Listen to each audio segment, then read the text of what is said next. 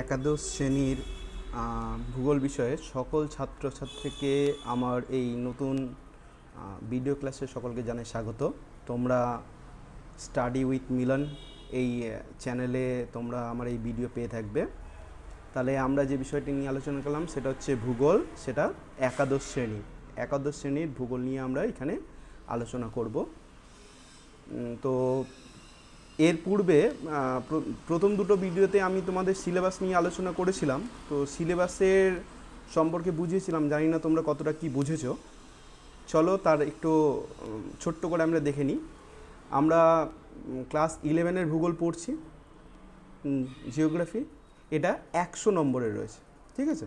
আচ্ছা, এর দুটো পার্ট রয়েছে, একটা হচ্ছে থিওরি এবং একটা হচ্ছে প্র্যাকটিক্যাল। থিওরিতে রয়েছে 70 মার্কস এবং প্র্যাকটিক্যালে পাবে তোমরা 30 মার্ক। এবার এই 70 মার্কস কী হবে? 70 মার্কস তোমাদের ফার্স্ট সেমে থাকবে 35 এবং সেকেন্ড সেমে থাকবে 35। তাহলে 35 + 35 70 হলো, মানে 35 হবে এমসিকিউ, আর 35 এখানে ওই 5 নম্বরে একটা প্রশ্ন রয়েছে, মানে 5। আচ্ছা, 3 নম্বরের মনে হয় 6টা প্রশ্ন রয়েছে, তার মানে 18, আর 2 নম্বরের 6টা প্রশ্ন, তার মানে 12। যদি আমরা টোটাল করি তাহলে 35। তাহলে এই 35 আর এই 35 মিলে হলো 70। টোটাল আমার থিওরি মার্কস কত হলো? 70। বাকি থাকলো 30 প্র্যাকটিক্যাল। এই 30 মার্কসটা কখন হবে? এটা হবে সেমিস্টার 2-এ এই প্র্যাকটিক্যাল নম্বরটা হয়ে থাকে। তাহলে তোমরা বুঝতে পারলে তোমাদের যে একাদশ শ্রেণীর যে ভূগোল রয়েছে তার মূল বিষয়বস্তু, মানে একাদশ শ্রেণীর ভূগোলের মোট নম্বর হচ্ছে 100, যা 100-র 70 থিওরি এবং 30 প্র্যাকটিক্যাল, তাই তো? আচ্ছা, এবার এই যে থিওরি, এই থিওরি পার্টে আমাদের কী কী রয়েছে? আমরা সেম 1 বলি আর সেম 2। দেখো, সেম 1-এ রয়েছে 3টে বিষয় রয়েছে, এক প্রাকৃতিক ভূগোল, ভারতবর্ষ এবং মানবিক ভূগোল। প্রাকৃতিক ভূগোলের কিছু অধ্যায়, ভারতবর্ষের কিছু অধ্যায় এবং মানবিক ভূগোলের কিছু অধ্যায়। এবার প্রাকৃতিক ভূগোলের কোন কোন অধ্যায় রয়েছে আমরা তোমাদের এর আগে দেখিয়েছিলাম। এই যে, তো আমরা যদি সিলেবাসে যাই তাহলে দেখো, এই যে আমরা বলেছিলাম প্রাকৃতিক ভূগোলের ইউনিট কটা? দেখো, ইউনিট 1, 2, 3, 4। কিন্তু আমরা যদি অধ্যায় হিসেবে দেখি, দেখো প্রথম অধ্যায় জিওগ্রাফি এজ এ ডিসিপ্লিন। এখানে কী ছিল? ভূগোলের বর্ণনা ছিল, তার প্রকৃতি ছিল, স্কোপ পরিধি ছিল, এগুলো ছিল। আচ্ছা, ইউনিট 2-এর দুটো অংশ রয়েছে। একটা পৃথিবীর উৎপত্তি, অরিজিন অফ আর্থ। এতে রয়েছে পৃথিবীর উৎপত্তি সংক্রান্ত কিছু ক্লাসিক্যাল থিওরি, মানে ধ্রুপদীয় তত্ত্ব।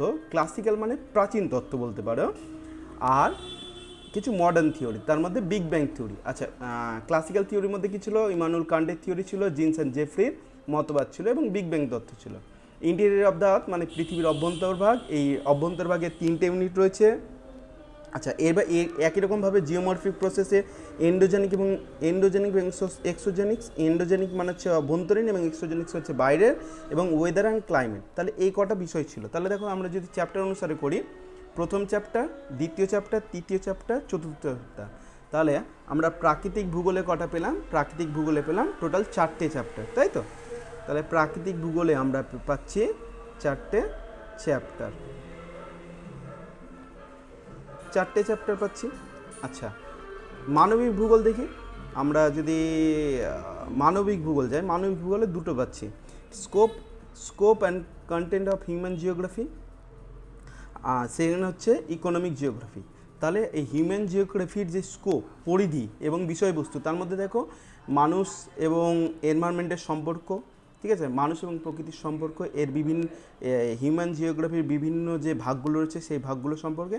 আর অর্থনৈতিক ভূগোলের মধ্যে কী কী পাবো? যে আমাদের প্রাইমারি অ্যাক্টিভিটি, আমাদের প্রাথমিক কী কী ধরনের কার্যকলাপ রয়েছে। যেমন তোমরা জেনে থাকবে, বেশিরভাগ মানুষই এখন পর্যন্ত, বেশিরভাগ বলা যায় না, প্রায় অনেক মানুষই কৃষির ওপর যুক্ত।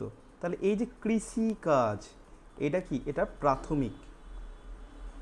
এই কৃষিকাজ হচ্ছে প্রাথমিক। এই কৃষিকাজের জাতীয় যে জিনিসগুলো রয়েছে এখানে প্রাইমারি অ্যাক্টিভিটির মধ্যে আলোচনা করা রয়েছে। তাহলে মানবিক ভূগোলের পেলাম দুটো ভাগ, তাই তো? তাহলে প্রাকৃতিক ভূগোলের 4টে চ্যাপ্টার, মানবিক ভূগোলের 2টো চ্যাপ্টার, এবং ভারতবর্ষের আমরা পাবো 3টে চ্যাপ্টার। দেখে নেওয়া যাক ভারতবর্ষের 3টে চ্যাপ্টার। এই দেখো, ভারতবর্ষের প্রথম ইউনিট 1, ইউনিট 2, ইউনিট 3। প্রথম chapter India as a country, Bharat হিসেবে দেশ, সেইখানে কী হচ্ছে জিওগ্রাফিক্যাল লোকেশন, এর যে লোকেশন কোথায় কী রয়েছে, সাইজ আয়তন কী রয়েছে, অ্যাডমিনিস্ট্রেটিভ সেট আপ মানে আমাদের রাজ্যগুলো কীভাবে গঠন হয়েছিল এবং এর প্রতিবেশী দেশসমূহ। আচ্ছা, সেকেন্ড যে অধ্যায় রয়েছে ইন্ডিয়া স্ট্রাকচার অ্যান্ড ফিজিওগ্রাফি, মানে ভারতের যে স্ট্রাকচার এবং তার মানে ভূপ্রকৃতি। ভূপ্রকৃতি মানে ভূ মানে মাটি, তাহলে এটা কী হচ্ছে, এটা অ্যাকচুয়ালি হচ্ছে ভূপ্রকৃতি। আচ্ছা, ভূ জিনিসটা কি, ভূ মানে মাটি আর প্রকৃতি মানে রূপ, তার মানে কি স্যার মাটির রূপ? না, আমাদের এই যে ভূমি রূপগুলো কেমন, যেমন কিছু জায়গা দেখব আমরা যেখানে বসবাস করি অধিকাংশ মানুষজন দেখব আমরা সমতল ভূমিতে, আমাদের জায়গাগুলো প্রায় সমান। কিছু জায়গা রয়েছে যেগুলো একটু উঁচু কিন্তু ওপরের দিকে সমান, যেমন টেবিলের মতো, এটাকে কী বলবো, এটাকে বলবো মালভূমি। কিছু জায়গায় একদম খাড়া রয়েছে, এটা হচ্ছে পাহাড়। আর কিছু জায়গা আরেকটু উঁচু, যেটাকে আমরা বলবো পর্বত। তাহলে দেখো এগুলো রূপ, এটা হচ্ছে সমভূমি, মালভূমি, পাহাড়, পর্বত। তাহলে এই রূপগুলো সম্পর্কে এই দ্বিতীয় চ্যাপ্টারে আমাদের আলোচনা করছে। এবং 3 নম্বর চ্যাপ্টার কি বলছে, ড্রেনেজ সিস্টেম। ড্রেনেজ সিস্টেমে কি বলেছে, মূলত ভারতের নদ নদী, এগুলো তোমরা ক্লাস 10-এ পড়েছো, ভারতের নদ নদী, এটা নিয়ে আলোচনা করেছে আমাদের 3rd অধ্যায়। তাহলে এখানে ভারতবর্ষের মধ্যে 3টে চ্যাপ্টার দেখতে পেলাম, তাহলে ভারতবর্ষের মধ্যে হচ্ছে 3টে চ্যাপ্টার। তাহলে এই নিয়ে হলো আমাদের সেমিস্টার 1, বোঝা গেল? আচ্ছা, আমি কি করব, আমি তোমাদের এইভাবে ভিডিও বানাবে যে প্রাকৃতিক ভূগোলের ধরো প্রথম অধ্যায় ক্লাসের প্রাকৃতিক ভূগোলের একটা অধ্যায় করলাম, তারপর ভারতবর্ষের একটা অধ্যায় করালাম, তারপর মানবিক ভূগোলে একটা অধ্যায় করালাম। তাহলে কি হবে, তোমাদের প্রত্যেকটা অধ্যায় এইভাবে চলবে। প্রথমে প্রাকৃতিক ভূগোলের অধ্যায় কমপ্লিট হলো, তারপর মানবিক ভূগোলের অধ্যায় কমপ্লিট হলো, তারপর ভারতবর্ষের অধ্যায় কমপ্লিট হলো। এইভাবে করতে করতে তোমাদের সম্পূর্ণ করিয়ে দেব। আচ্ছা, তোমাদের কি কাজ, যারা যারা এই ভিডিও দেখছো তাদের জন্য এটা সম্পূর্ণ নিঃশুল্ক, মানে কোনো রকম ফিস লাগছে না, নো ফিস, ঠিক আছে? কিন্তু তোমাদের কি কর্তব্য বা তোমাদের কি দায়িত্ব, তোমাদের প্রথম দায়িত্ব, ফার্স্ট দায়িত্ব হচ্ছে প্রতিদিনের ভিডিও ক্লাস করার পর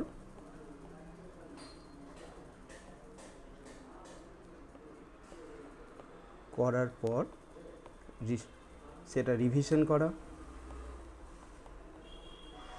সেকেন্ড যেটা কাজ, আচ্ছা, এই ক্লাস সম্পর্কে কোনো প্রশ্ন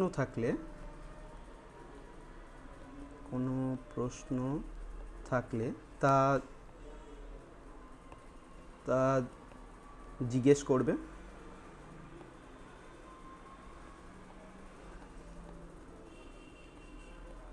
আচ্ছা, আরেকটা জিনিস, আমার এই ভিডিওর ডেসক্রিপশনে বা কমেন্ট অংশে কমেন্টে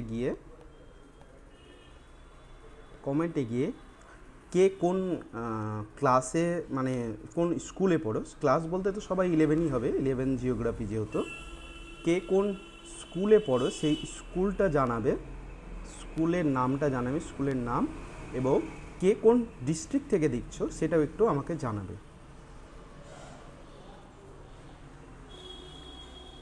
কে কোন ডিস্ট্রিক্ট থেকে দেখছো তা একটু আমাকে জানাবে। আচ্ছা, আশা করি সকলের স্কুল শুরু হয়ে গেছে, তাই তো? তো সকলে যখন স্কুল শুরু হয়েছে তোমরা স্কুলে যাবে এবং তোমাদের যে সিনিয়র মানে এর আগের বছরে মানে 2024-25 সেশনে ক্লাস 11-এর এক্সাম অলরেডি হয়ে গেছে। ক্লাস 11 জিওগ্রাফি এক্সাম হয়ে গেছে, তাই তো? তো তোমাদের এই যেটা 11-এর জিওগ্রাফি এক্সাম হয়ে গেছে তার কোয়েশ্চিনটা জোগাড়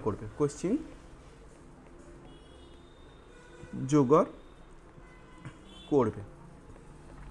আচ্ছা, আর একটা কাজ হচ্ছে তোমাদের বই কিনতে হবে। আচ্ছা, দেখবে সেম 1-এর বই আলাদা রয়েছে, সেম 1-এর আলাদা বই রয়েছে, সেম 2-এর আলাদা বই রয়েছে এবং প্র্যাকটিক্যালের বই আলাদা রয়েছে। তো তোমরা যে কোনো রাইটার এগুলো যে কোনো বই কিনতে পারো, সব বই মোটামুটি একই বিষয় রয়েছে, শুধু মাত্র দেখবে যে এই যে সিলেবাসটা রয়েছে পশ্চিমবঙ্গ সরকারের দেওয়া, এই যে তোমাদের সিলেবাস, যেখানে প্রাকৃতিক ভূগোল, মানবিক ভূগোল এবং ভারতবর্ষ, এই যে সিলেবাসটা দেওয়া রয়েছে এই সিলেবাসটা ফলো করবে, ঠিক আছে? তাহলে এই হচ্ছে কাজ। আচ্ছা, পরের ভিডিওতে আমি যেটা করব তোমাদের প্রাকৃতিক ভূগোলের এই যে অরিজিন অফ আর্থ এই অংশটা শুরু করব, ক্লাসিক্যাল থিওরি, কার্ন, জিন্স অ্যান্ড জেফ্রি। আজকের এই ইন্ট্রোডাকশন ভিডিও তাহলে সকলকে ধন্যবাদ জানিয়ে আমি আমার আচ্ছা, এই ভিডিওটা শেষ করার আগে আমি বলে দিই যে তোমরা WBCHSE মানে West Bengal council of higher secondary education, মানে পশ্চিমবঙ্গ মধ্যশিক্ষা পর্ষদ, পশ্চিমবঙ্গ মধ্য শিক্ষা পর্ষদ দের অন্তর্গত ক্লাস ইলেভেনে জিওগ্রাফি নিয়ে পড়ছো, ঠিক আছে?